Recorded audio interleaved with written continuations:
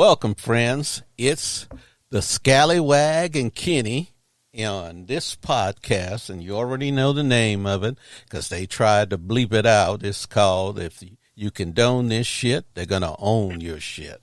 You tell it, boy. Scalawag. Hey, so Kenny is going to be my co-host, and we're going to see if that works out. We're going to see if we can entertain you guys and make you laugh and give you a few facts, make you think. And, you know, the credo of this show is we don't tell you what to think. We tell you what to think about. So Kenny has come to me before the show started and says he has a topic that he wants to discuss. It's a couple of weeks old, but hey, it's still going on and the people are still suffering. So Kenny, you take it away. Yeah, I just want to know, what do you think about that fire over there in Hawaii? It's kind of crazy because you got a lot of people thinking that it was natural, but then you have some other people saying that a beam hit it, and they want to know why you think that some of the new houses are still standing up and they wasn't never touched by the fire. Okay, that's a good question. And you know, this is what they call my wheelhouse. I'm sure you guys all know, I think I've said this in a few podcasts, that I'm a retired firefighter. I've fought many of brush fires, and I know a little bit about the subject. So, and I've actually been to Hawaii probably about 7 or 8 times. So I've been to the Big Island, and I have some insight. I have some friends that are on the fire department in Hawaii, and what I would like to say is that Hawaii is a series of islands. And the island that this happened on, you know, it's a small town. And I would venture to say that there's not a lot of infrastructure. Now, it would be my belief it's the same thing that caused the fire in Hawaii was the same thing that caused the big fire that killed a bunch of people in California. And I believe that was power lines. You had a storm come in. The storm hits the power line. The infrastructure is old, maybe 50 years old, and you get those power lines arcing, and you get a line down, and you start a fire. Now, you know, even though the town probably gets its share of rain, I don't know what the percentage of rainfall, because if you've ever been to Hawaii, there's several different climate types in Hawaii. You can drive around the big island of Hawaii, and you will be in deserts. You will go up into a prairie. You can go up into black rock. Yeah, you go in lava rock, but you know, it has like several different climate types. So I would think that it's Maui, right? The island of Maui has the same, it is Maui, isn't it, Kenny? Yeah. Okay, so the island of Maui probably has the same different climate types, and that may have been a dry climate type where everybody was living in. I don't know. I've never been, but what I can say is that the fire departments in that whole state don't make more than 300 or 400 people. So if you got on that one island, this is what I've read in the news, they only had probably about 68 people to pull in and fight a fire. Now, I've been on a lot of brush fires. When you talk about the alarms it takes to stop a fast-moving brush fire, it would take like 2 or 3 alarms, and they don't have it on that island. So the only thing you can do is probably get defensive and try to stop that fire before it gets there. I don't know, the situation wasn't there, and what we always say as firefighters is don't get in the arena unless you're there. So I'm not. You know, go ahead. They were saying that they had cut the water off over there before the fire really got out of hand, and electricity. So I don't know what part of that is true or not, but if it is true, something is wrong with that with the With the system? The government over there. Okay, well, look, what did I just, well, let's go with what I said in the beginning, arcing power lines. Okay, Yeah. if a power line is arcing, they do a thing where they do a reset. Okay, even if they don't fall on the ground and break. If they arc and touch, then that sends a signal to the switching station, and the switching station cuts off the electricity. And then it will try a couple of minutes later to reestablish the circuit. So it always goes out. Now, if the power line's on the ground, which we don't know, we wasn't there, we don't know what was the case. But if the power line are down, you don't have, you have supposedly an advanced infrastructure, advanced power management. You could reroute power from another location into the town. Well, we don't know if they had that capability, because what my impression of Hawaii is that it uses they don't have a lot, while a lot of people there have a lot of money, the governments don't have a lot of money. So and I know electricity is extremely expensive in Hawaii. So it costs people in Hawaii an arm and a leg to get electricity. And I just told you the story of me looking at a house in Hawaii, and it was hot in there, and I asked them, turn on the ceiling fan. And the lady said, no, it's too expensive. And I said, crap, I live in Arizona, and if you turn on a ceiling fan, my friend, it costs you like $2 a year to run all year. So if it's that expensive and the infrastructure is old, then they're not going to keep up on it. But I think what they're doing now is they're going to reinforce the infrastructure, put new power lines and stuff in there, and maybe this won't happen again. But the history of fires is always a crisis management. There was a book called Francis Brannigan, Building Construction, and in that book was nothing but a series of things that changed the fire code and how you fight fire, how you build buildings and stuff like that. And every catastrophe directs us on how to change our present course. So let's go with something like the MGM Grand. All those people that got killed in Vegas. And since you live in Vegas, that was at the Mandalay Bay, right? No, it was MGM Grand, I believe. With the guy shooting out the window? No. This is a fire.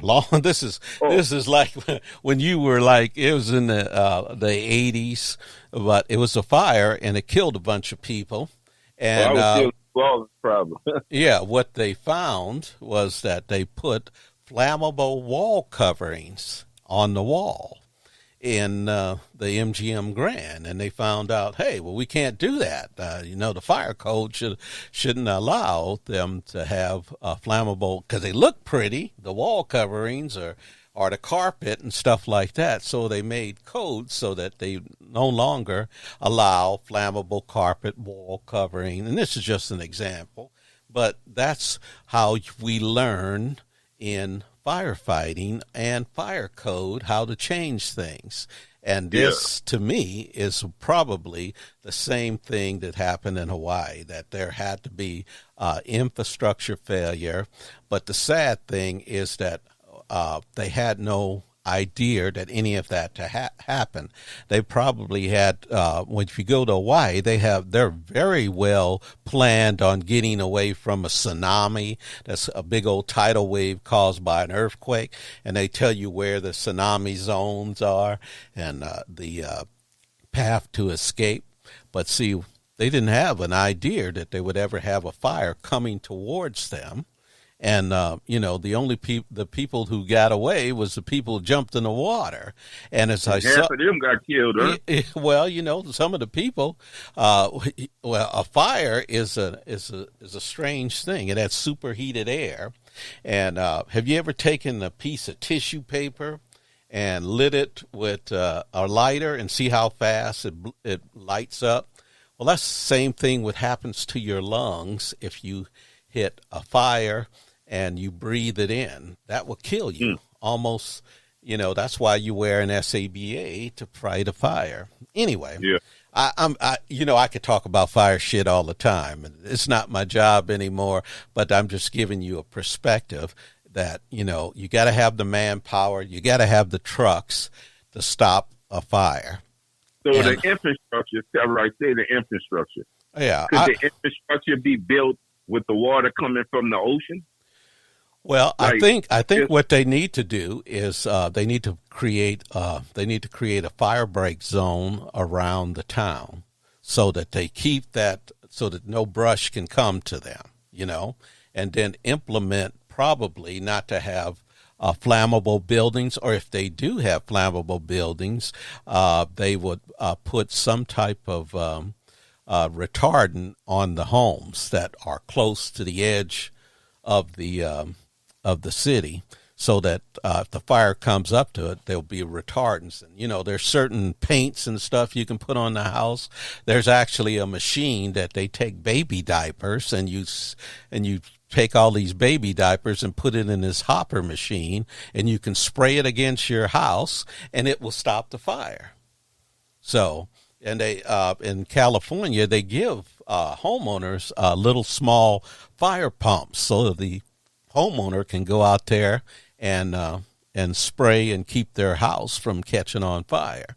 So if they're in a hazardous zone, but these people, they've been there. That town's probably been there for 50, 60, 100 years, and they've never experienced anything like that. But because of climate change and severe weather patterns, that's most likely the cause, Kenny. It's not some laser beam or some bullshit that somebody wants to come up with. So you don't think the laser beam ain't had nothing to do with it, huh? No, I don't think that the laser beam. It's just an unfortunate incident, and we would hope that, like all tragedies, we learn from it and do better. So what you think about how our government is only giving those people $700, each household $700 to deal with their problems? Oh no, I don't believe that. I wish you would have told me that. I think I would have looked that up. But I think that what I've heard, I don't know anything about the underworkings, but I know that FEMA has a way of, they may give you $700, a credit card with $700. And you know that because you have relatives that live in Louisiana. They give you a FEMA credit card, and it's a temporary, and then they'll get back to you later, And I think FEMA is doing a lot better, has a well-organized plan. But one thing I heard is they were going to make sure that the people who live there got the ability to rebuild their property and not allow a bunch of people to come in there like vultures and buy up their properties on pennies on the dollar. At least that's what I heard. Now, I don't know, and I will research it and get back to you at the next one. So that's crazy. If they only get them people $700 and you giving the Ukraine all that other money, that well, that should make sense. Like, just let but don't you have the ability? I'm going to play devil's advocate here, and I don't believe this, so that's why I'm playing devil's advocate. But you've heard Republican friends tell you that the government is always there's too much government in government. Except when their ass is in the sling. Then they want all the government they can get, So what I believe, is the purpose of government is to be there when you need it. Okay, it's showtime. When your ass is in the sling, you want the government there. So you want them to have the cash flow. You want them to have the capabilities to help you. And that's everybody from people that live in the South, people that live in the hurricane alleys, all of them people, they don't sit up there. You know, you've heard all these people like, I think there was a big old thing with Barack Obama said something about, you didn't build this stuff. And they say, I built my business. I did this. I did that. Well, no, you didn't, because everything that you own, everything you do, we're all interdependent creatures. You know, you didn't invent a fire department for your house. That was built by the government for your house to wouldn't burn down. The police department was built by the government. The streets that you drive your truck on was built by the government. The infrastructure, the water that comes to your house was built by the government. So when you talk about, I built everything, you didn't build shit. All you did was take advantage of what was there. Okay. So if you cry about government, so what I'm trying to say is that we should all want that when a tragedy comes, that's when you know if you got a good government, because it's showtime.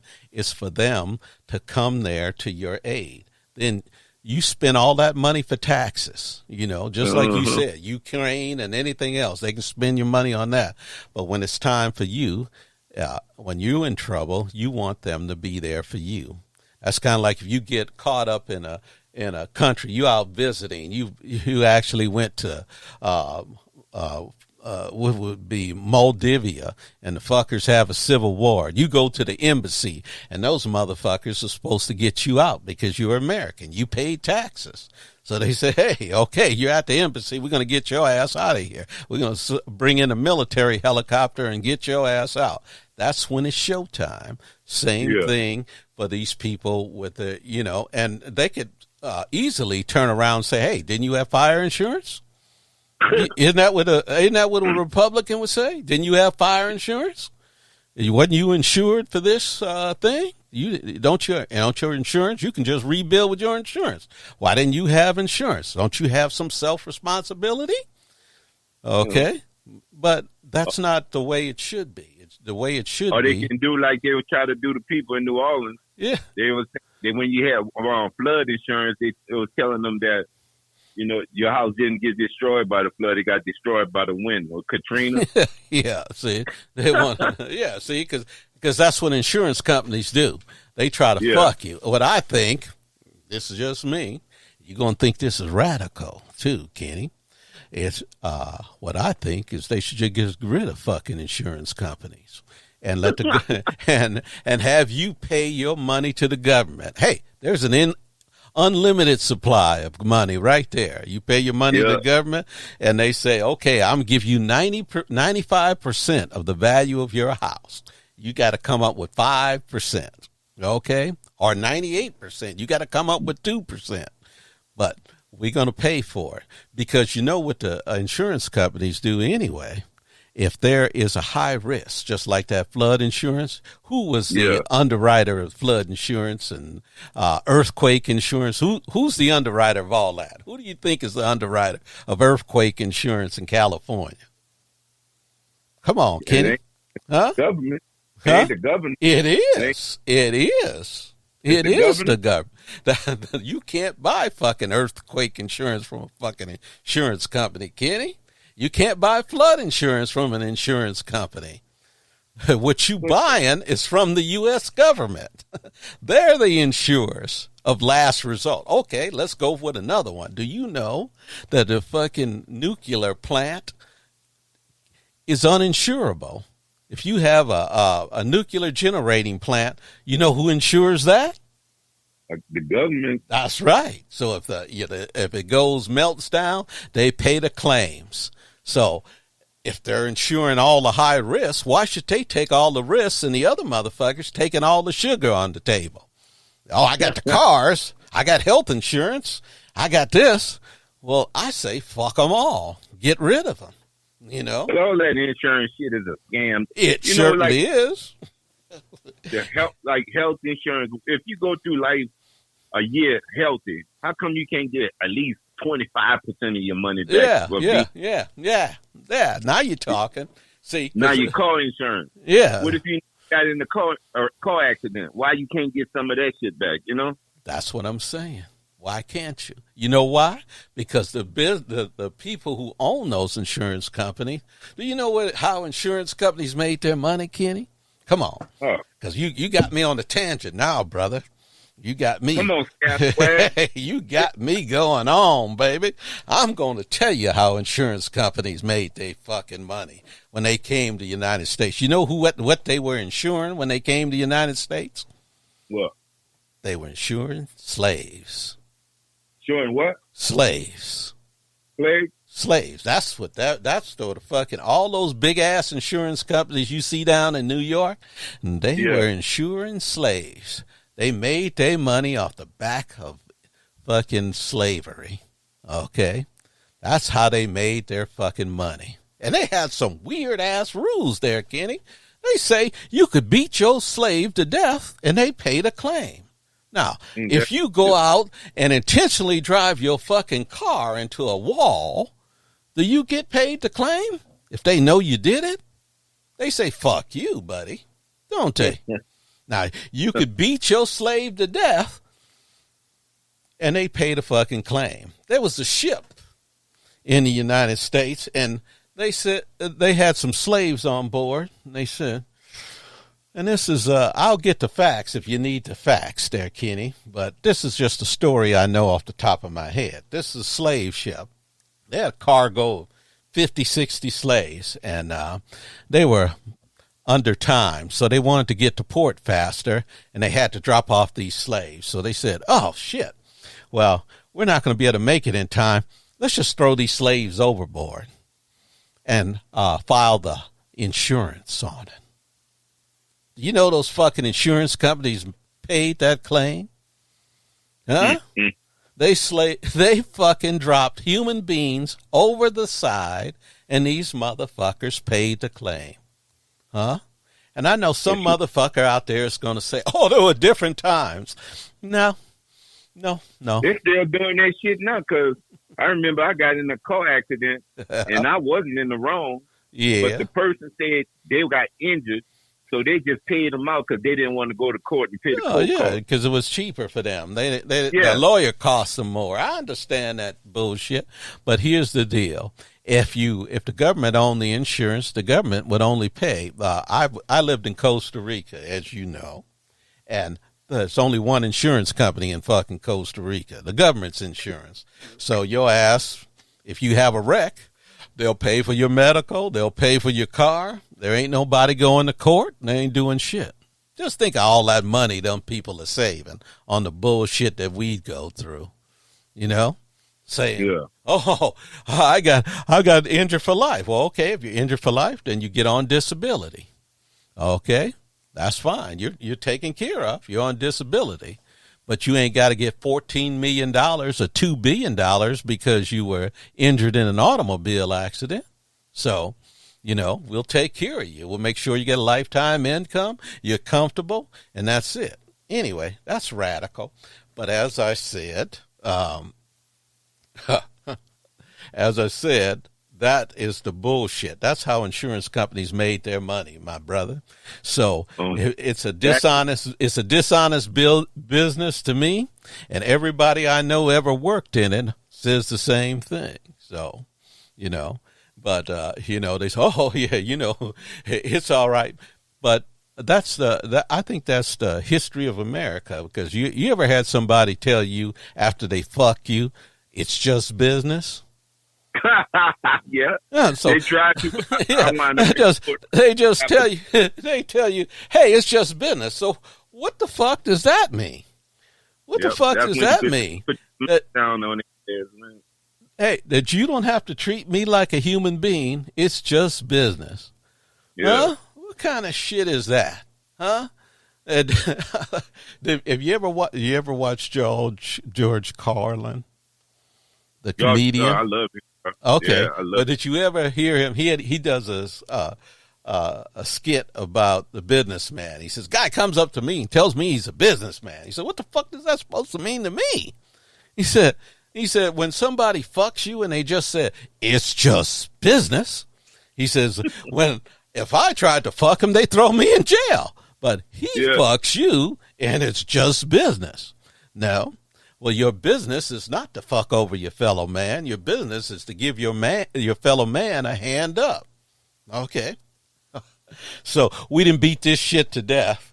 So are you satisfied with the explanation of the He said we can beat this shit to death. Yeah. Let's go. Let's go. Yeah, The Vivek Ramaswamy. Yeah, let's talk about your new Republican man running for president. Yeah. What his name is? Vivek Ramaswamy. Sound like a sandwich. Vivek Ramaswamy. Yeah, it's a sandwich. Okay, I just watched this guy on an interview, and he was saying that Ayanna Pressley was the new Ku Klux Klan. And I would say this guy went to Harvard. He's got a degree, and he's the fucking ignorant as fuck I've ever heard of. You know, how can you, talk about contrasting ideas. There's a fucking contrasting idea is that the Klan, that they're the new Klan. Now, I've never seen Ayanna Pressley going up to somebody's house, burning a cross, blowing up little girls in church, killing off people that were trying to vote, burning people in church. Let me see here. Burning churches. You ever heard her do that shit? That's kind of a strange analogy, don't you think? I knew something was wrong with him when he talked about there shouldn't be no Juneteenth. Yeah, well, because holiday. He's trying to get votes. He's trying to be vice president. That's what this fucker's running for. That's why he said Trump is the greatest president in his lifetime. Okay. So they know Trump goes. Yeah. So he said that's who the greatest president of his lifetime is, Trump. So that's he's running for vice president. He wants to be Trump's vice president. Now this guy he's got a silver tongue. He can talk some shit and he'll talk around. He says, well, this is what I meant. I says, no, you meant what you said, brother. Yeah. It's not half-ass. It's the complete statement, See, words have meaning, and that's why I sent you that thing that says words mean something. When you say something, it means something. You can't compare and contrast someone who's been creating terror in people's lives, and these people are not terrorists, okay? They're not terrorists. They haven't harmed anyone, Yeah. They haven't done anything to anybody, but you're trying to make that, and this is what, this is in my notes here that I wanted to tell you. I said, you ever heard the statement called divide and command? Yeah, I heard of it, but. Yeah, but and it's a military strategy, and now it's a political strategy. So what they're doing now is they're trying to inflate attitudes, mores, thought processes. What's the other thing?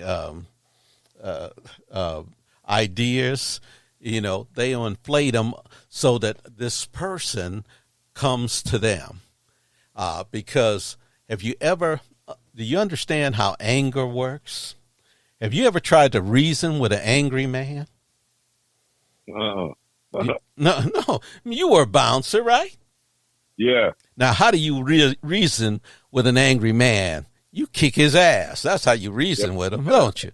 They can use that Aflac insurance you got. You punch his ass in the face and say, okay. Then after he's got that thing the only thing you get free in America is an ass whooping. So he's got that free thing that he was looking for, searching for, and asking you for in a different way. He's a madman. So when a madman is out there, there's no reasoning with a madman. So that's why they try to incite anger, That's why they want you to be angry with the other guy, them other motherfuckers. You know, it's the welfare people that's getting the steak. You know, so it's somebody it's somebody that's skating out of his taxes for $10. You know, and you know who does that? It's the people that got everything. You know, I heard this great analogy, Kenny, and it was a fucking, he says, you know how rich people are? He says, if you go to a party and there's like 100 cookies, and you got a cookie and another guy got a cookie, a black guy got a cookie, a white guy got a cookie, and Oriental guy has a cookie, right? And and the businessman got a plate full of cookies. He's got 94 cookies on there. You know what he says? He leans over to the white guy and says, "Hey, that black guy got your cookie." That black guy that Asian guy got your cookie. Don't look over here on my plate that I got 94 cookies on here. I'm taking you all down, but I want you to be mad at that other motherfucker over there. Don't look at me. Don't look at me fucking you. How much taxes you pay, Kenny? That's what I want to know. Do you ever look at the tax return when you go down there? I pay like maybe 19% tax a year, okay? That's what I get away with. Maybe sometimes I get down to 12. Do you know that fucking Elon Musk pays 3% tax? Jeff Bezos pays 3% tax? And these motherfuckers have the audacity to tell you how much they should tell their workers that they are getting paid too much. You know? They tell everybody, well, hey, I can't do business unless you help me do business. They want government subsidies. You know how Elon Musk became so rich? Because they gave him a government subsidy to start Tesla, you know? But now he says, well, we ought to stop doing that. Because he got his. Yeah, he got his.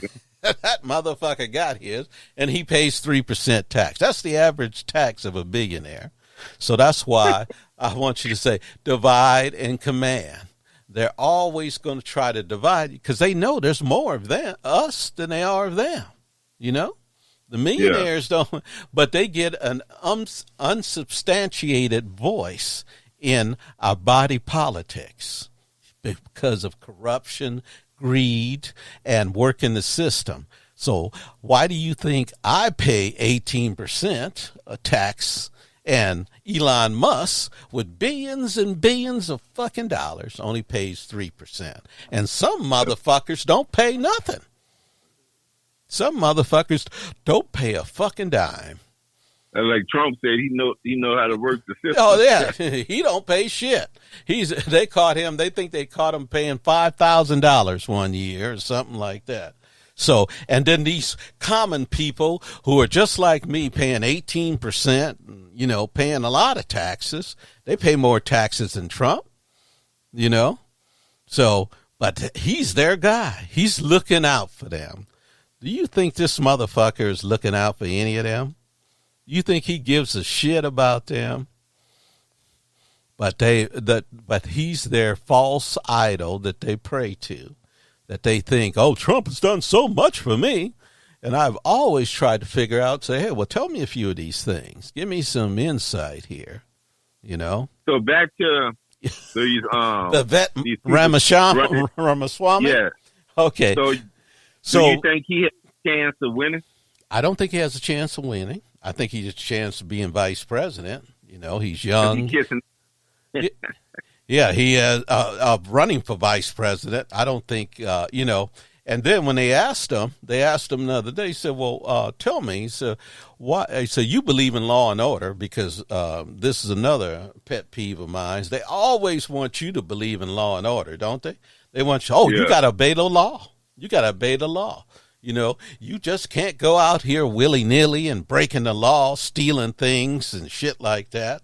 You know, you've got to obey the law. But when it comes to them, they don't want to obey the law. They want a man to become president that's got like facing 91 felonies against them, right? Now, if you were to go up to a fucking supermarket and try to get a job, and you had 91 felonies, you had one felony on your fucking record, do you think you'd get that job? Hell no. And it'd be the same person that, I'd vote for Trump if he got all 91, if he got convicted. But why is it, tell me, why is you won't let this other motherfucker only got one felony? He may have made a mistake. Why won't you let him become a police officer or a firefighter or a garbage man or anything? You won't want you won't want that motherfucker to do anything. He's got a criminal record, you know. You say they wouldn't let you come and clean their pool if they thought you had a clean criminal record. But they let Donald Trump, they want Donald Trump. Oh, if he gets convicted, I'll still vote for him. And I'm going to pardon him. And then the guy asked him, he said, well, yes, Vivek Ramaswamy. He says, Vivek, tell me, why did you say on that stage that you would pardon Donald Trump? He says, well, because of the facts that I know today. Well, he says, the facts that you know today is only an indictment, which only means that these are the charges. You don't know the underlying events or what he did, or, you know, that's for a court to cut. But you already said that if you become president on day one, you're going to pardon him. See? So what there is a telling undercurrent story, Kitty. What they say, obey the law, but we don't have to. The law doesn't apply to us. We are the elite. What we want is what they had in England. You know, they had serfs before they had the, I'm going to blow your mind right now, the Magna Carta. Before they invented the Magna Carta, and they gave the guys that were knights and shit, you know, because how you became a knight was the king had favor on you, and they gave you land. Everything in the realm was owned by the king. If your ass killed a deer and it was on the king's land, you got your ass in a sling. But if you, so he needed knights and shit to fight battles, to train serfs to fight. So he had them, and then he started fucking over the knights, stealing their wives and shit like that. And then they said, well, hold it, we want to be treated better because we're knights and shit. So they signed the Magna Carta, and they made them have more rights, you know. So at running meet, you know. So did you know all of that, Kenny? No, I'm learning now. This podcast here, you get the true facts and a history lesson. Yeah, shit. So anyway, but that's what it. But that before that, you know, if you were a knight and they had a pretty little girl and she was going to get married, you know, you got the first time to get her in the sack. Ain't that some shit?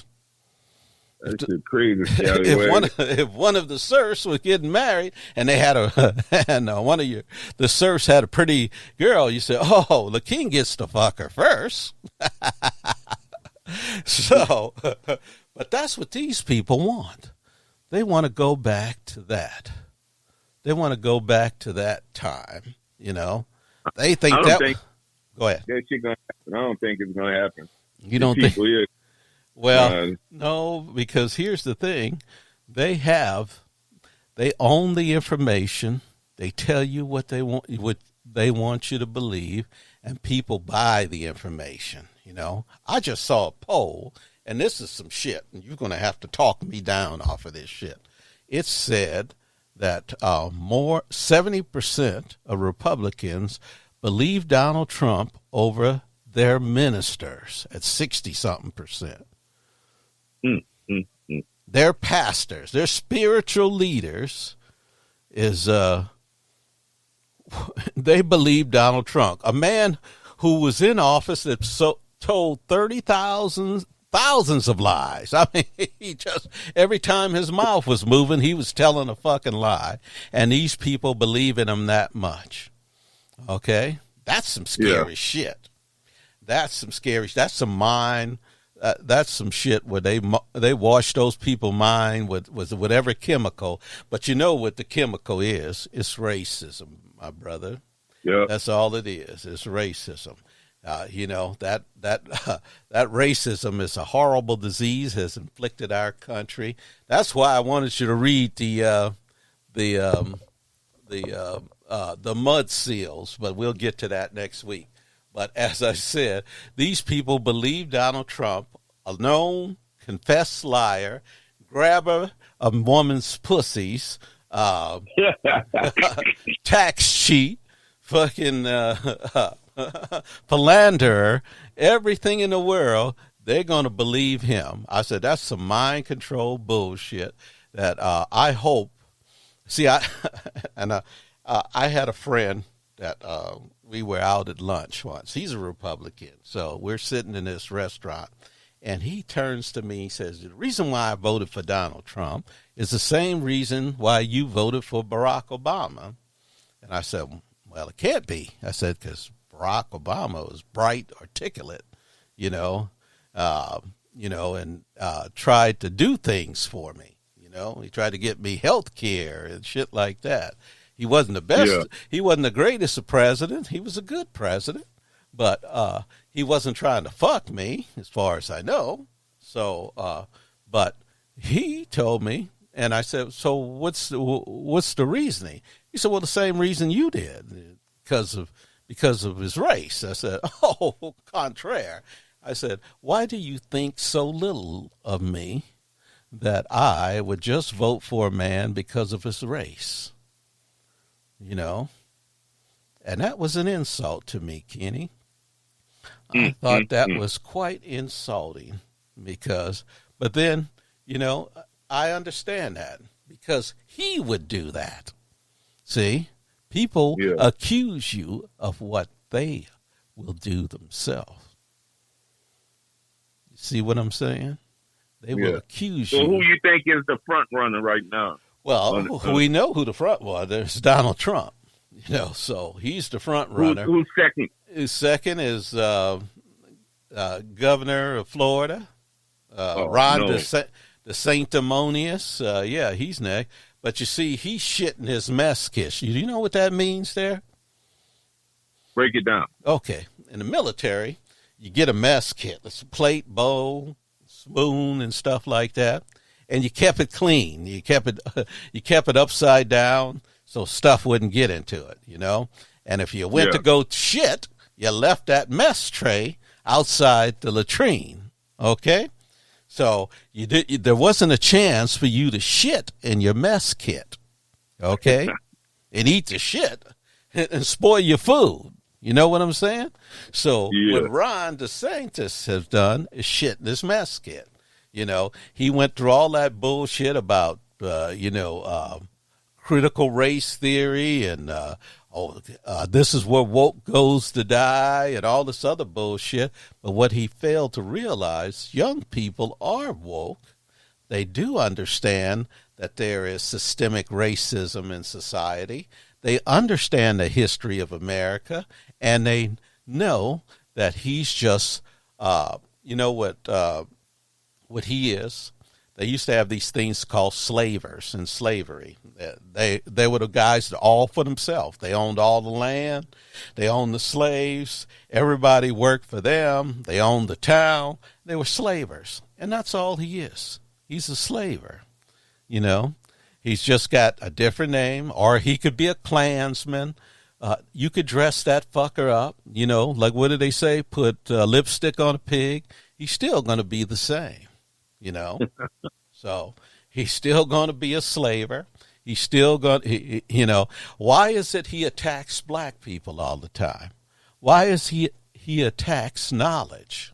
Why is he tries to say, here's a great one. His Department of Education said, that they They were massacres of black people, but they were at fault also. How the fuck can you be at fault for somebody coming in your town killing you off? Mm-hmm. Huh? Maybe you grinned wrong. Maybe you got successful, but that's your fault too, you know? So, but that's what he wants to teach the children in his state.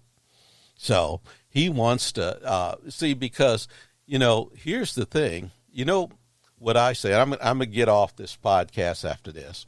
There's always a backlash. If you ever see when the blacks were emancipated, they had 12 good years, and then the Republicans sold them out and took the army out of the South, and Jim Crow survived for 100 years. That's the backlash. The white people say, oh, okay, we don't want no more of this shit. You gave them equal rights and shit. No. So what they did that, you know, the Daughters of the Confederates started that, you know, the what do they call that thing when they retold the story of the South, and you'll see some Southern person to come up and say, the Civil War wasn't about slavery. Oh, it was about slavery. Read the declarations of all these people joining the Confederacy. That's in their statement of facts on what they were, who they were. It was about slavery. Don't let nobody tell you about anything different. So, and then now you have a backlash. So that backlash lasted 100 years. Now, and this is what I want you to understand. The United States government condoned that shit. And you know who owned our shit? Was the South. They actually really won more than they would have ever won. They had 100 years of apartheid until the 60s. Almost 100 years of apartheid until the 60s. And they were the biggest perpetrators of apartheid to other states. They took that's why if you went to Los Angeles, they had separate but equal places. If you went to Arizona, which didn't have any South, you know, they had black people go to the back of the building and all this other stuff. They imported that shit. Okay? Mm-hmm. They imported that shit.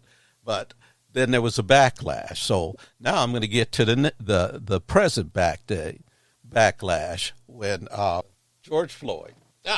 Lord, huh? George Floyd. Okay, now we're going to cut into this. Okay, George Floyd. When George Floyd was killed, and they had all these people walking in the street, that scared the slavers. That scared them to their core. What they thought, we're on hiatus right now. We're not being as racist as we are, but we're going to get it back going. We're going to make sure that we're going to sneak in, because they always get some smart ass like DeSantis or someone like that to try to whittle the system and change the rules, you know, because when they denied people voting in the South, they didn't say you can't vote because you're black. They didn't tell you that right after the blacks were emancipated. You know what they did? They went and got literacy tests. So, we don't mind you voting, but you got to be able to read the names on the form. So you got to be able to you got to show that you have some education. So they did literacy tests, and they did, reasoning tests. Well, how many beans are in this jar? How many jelly beans in this jar? And, those motherfuckers didn't know. But then they had a rule called the grandfather clause. You heard about that? That meant if your grandfather could vote, you could vote. So you didn't have to sit in for all that literacy test. You could be an ignorant fuck. As long as you were white, you could go down there and vote and have your time in the sunshine. See? So they don't come out and just say, oh, no blacks can do that. No, baby. And then when they integrated the schools back in the 50s, they said, oh, they used their children as a cudgel. You know what a cudgel is, Kenny? It's a fucking stick you use to hit somebody on the head with. So what they do is they use their children. They say, oh, we can't have, our kids have never went to school with black people. We can't have that. Well, you want equality, but why should you force yourself on us? We don't mind you having a school, of course, because you undertaxed the schools. You gave us the worst possible education. You took away many of the schools. You made us pay for your schools that you went to because you didn't stop taxing us, So am I getting on a tangent here? But when George Floyd died, it scared the slavers. They said, oh, shit, we'll never be able to, because they're always planning. They never sleep there, Kenny. So they always were planning. They were planning their resurgence. They want segregation back so bad. They want to make blacks the second-class citizens so bad they can taste it. So, and they always have a master plan. If you want to talk about a fucking, a thought process, that's never leaving the American psyche, But when all those people protested, they got scared. They said, what do you think the purpose of segregation was, Kenny? What do you think the purpose of segregation was? Give me your thoughtful analysis.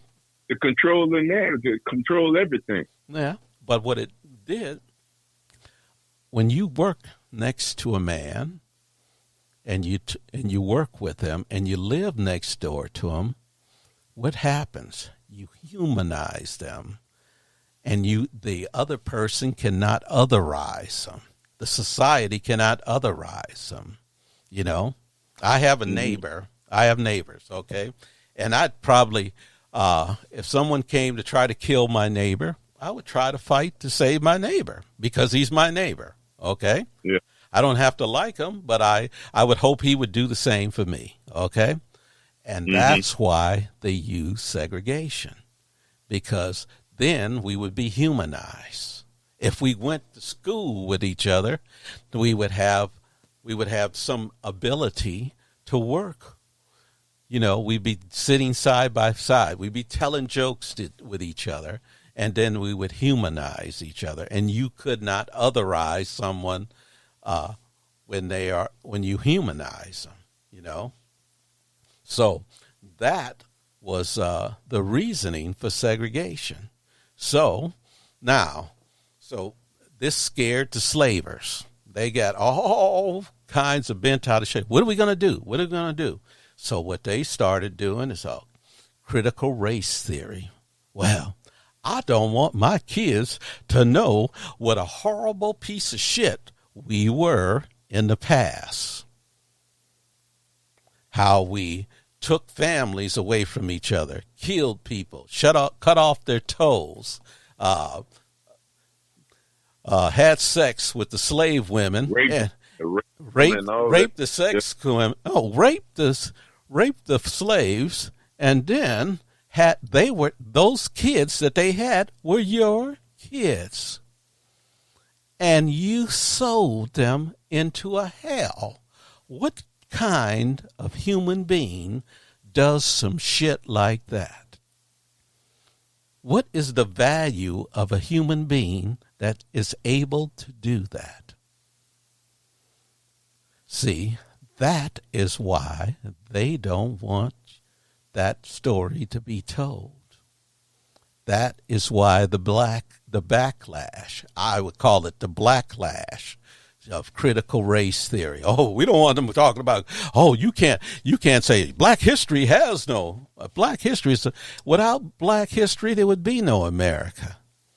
Mm-hmm. Without blacks in America, where would you be? You would be some po-ass country that didn't have anything. Because of the black kids and everything. That's right. Because they were the ones who built the wealth. The wealth of the insurance companies is built on the backs of the black people. The wealth of the South, the wealth of the industrialists is built on the backs of the blacks and the Irish and the other pseudo slaves that they brought in to take advantage of, you know. Mm-hmm. So that's what I'm trying to say, is that's what we're in right now, is the backlash of people coming in saying, oh, we don't, and it's always sound reasonable. Well, we don't want our children to feel bad. Well, I got a picture on my fucking wall here, Kenny, and it has a little girl, Ruby. You remember Ruby? Ruby Bridges? Is that her? Ruby Bridges went to a New Orleans school, and on Norman Rockwell painted her picture. That's how famous she is. She's still alive today. Anyway, Ruby had to suffer the N-word, people throwing shit from her, a whole gang of uncivilized people calling her name. She had to have U.S. Marshals helping her, but she could endure that. And you're going to tell me your white fragility children cannot read that story and that will hurt them? Does that make sense to you, Kenny? Straight facts right there, Scalawag. Does that make sense? You know, I'm over my time, and I'm going to have to end it here. But you get me on a tangent there, man, and it just comes out. It's like it's a cathartic feeling. It comes out on me, and I have 100 yards of that. Of those feelings that I have to, this is kind of like my psychological treatment. I get it off my chest, but I hope that other people will say, the WAG is telling me something that may be true, that I may have to think about. And all you got to do is do some research, that's bro. It. All you got to do. And if you understand that, and if you live your life, if you truly want to live in a country that is representative of everyone, because you know what I believe in my heart of hearts, Kenny? I believe that America is on the cusp of greatness. Do you know why I say that? Why? Because once it embraces its true nature, a multicultural, diverse society, and learns to live with that challenge, there's no stopping us. Then we would truly be a great nation. Then we will have truly made America great, but not again, just once. Okay, with that, my friend, I am going to word from the Scalawag. I feel like I'm taking up. Do you think I'm going to I'm going to go to the end right now here. I'm going to bring the sound up.